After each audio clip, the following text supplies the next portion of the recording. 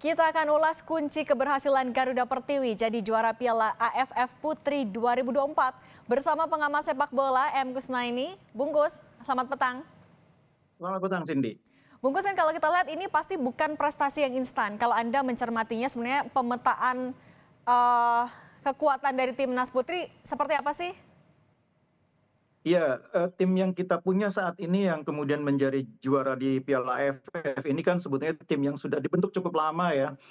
Bahkan juga ditangani oleh pelatih yang sama dan selama setahun lebih ini mereka berproses. Saya mencatat dalam 1 tahun ini mereka sudah bertanding 10 kali dan 6 diantaranya menang, termasuk mengalahkan salah satu tim juga di Asia Tenggara, Singapura. Meskipun kemudian kita juga sempat dikalahkan cukup telak oleh tim Belanda ya, tapi terlepas dari kekalahan itu penampilan tim ini menurut saya dari waktu ke waktu terus membaik ya. Ditambah lagi kita juga mendapatkan tambahan beberapa pemain yang membuat tim ini semakin membaik. Nah, karena itu saya pikir kita bangga bahwa akhirnya mereka bisa meraih sesuatu, gelar pertama di level ASEAN, meskipun memang harus diakui bahwa AFF 2024 Womens ini kan sebetulnya tier kedua ya, tier utamanya nanti kan ASEAN Women Championship. Karena itu mungkin jangan heran kalau di AFF 2024 ini belum ada nama-nama seperti Thailand, Vietnam, Australia, juga juara bertahan Filipina, karena mereka nanti menunggunya di ASEAN Women Championship. Ini tier keduanya. Jadi walaupun demikian, meskipun hanya tier kedua, saya pikir kita harus mengapresiasi pencapaian Timnas Putri ini, karena sekarang mereka sudah bisa membuktikan bahwa mereka pun mampu bersaing bahkan menjadi yang terbaik di antara 6 tim yang ikut dalam kualifikasi ini. Nah, Bungkus, kan kalau nanti di Asian Women's Championship ada Vietnam, Thailand, Filipina, Myanmar, dan juga Australia yang akan menjadi tim-tim terkuat di regional. Gimana caranya untuk bisa memastikan Timnas Indonesia ini tetap melesat mulus nanti di sana? Iya, karena kebetulan kita belum punya kompetisi yang rutin ya untuk putri ini, yang ada hanya turnamen-turnamen, itu pun jarang sekali digelar, maka memang pilihannya tidak banyak kecuali melakukan TC, banyak beruji coba. Karena bagaimanapun pembentukan kerjasama tim, meningkatkan kualitas pemain itu melalui pertandingan, tidak cukup hanya melalui latihan. Karena itu saya berpikir harusnya kemenangan di AFF kali ini jadi momentum bagi federasi untuk tidak berlama-lama mengimplementasikan atau merealisasikan terwujudnya Liga 1 Putri ya. Ini momentum saya pikir bagi federasi untuk dengan segala kesulitan yang kita pahami memang masih ada di sepak bola Indonesia, tapi kehadiran liga itu tidak bisa dihindari. Karena tanpa adanya liga, pemain-pemain ini kesulitan untuk mengembangkan kemampuan mereka, untuk mengukur hasil latihan, dan hanya bergantung kepada TC yang itu pun menurut saya sebetulnya high cost juga, karena TC berulang-ulang itu kan di samping menyulitkan bagi jadwal pemain juga high cost. Lebih bagus kalau mereka punya kompetisi, karena dengan kompetisi itu akan lebih banyak yang bisa dilibatkan dan mereka pun lebih mampu mengukur hasil latihan, lebih bisa melihat perkembangan kemampuan mereka dari pekan ke pekan. Oke, artinya masih kurang kompetisi tadi juga untuk melatih jam terbang. Tapi kalau untuk menjelaskan dari Asian Women's Championship tadi, seperti apa yang secara internal dulu bisa dievaluasi?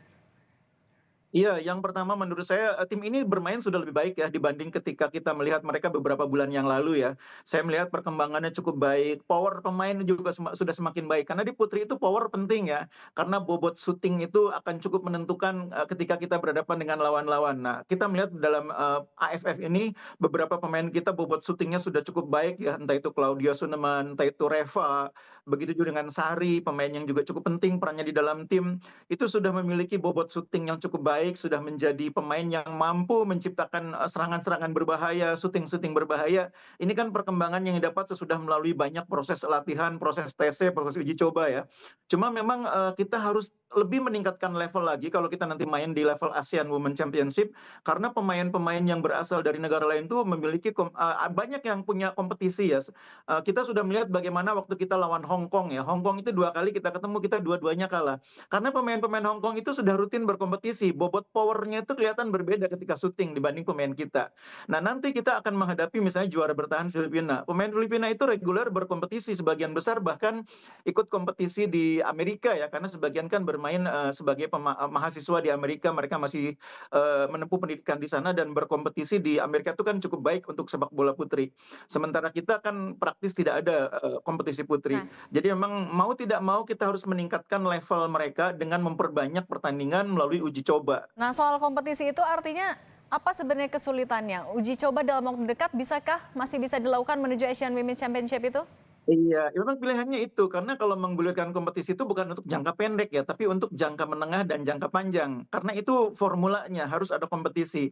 Tapi kalau untuk meningkatkan level tim ini, maka jalannya ya memperbanyak uji coba, memperbaiki, kinerja pemain melalui, pemusatan latihan. Tidak ada pilihan. Nah, yang lebih mungkin lagi mungkin kalau kita bisa mendapatkan tambahan pemain yang punya pengalaman berkompetisi. Kan yang kita dapatkan nih pemain-pemain yang sudah kita rekrut bergabung nih kan ada beberapa pemain dari luar, tapi sebetulnya mereka juga masih minim berkompetisi. Nah, itu yang membuat mereka kemudian, di tim sudah mampu menjadi bagian dari tim, tapi belum bisa mengangkat level tim cukup tinggi ya. Oke. Ya kita harus akui bahwa ini memang proses yang panjang karena timnas putri sekali lagi, saat ini bukan merupakan prioritas, karena itu, memang kita harus melihat, tim ini berproses, secara perlahan ya, berbeda dengan tim putra yang progresnya lebih progresif. Oke.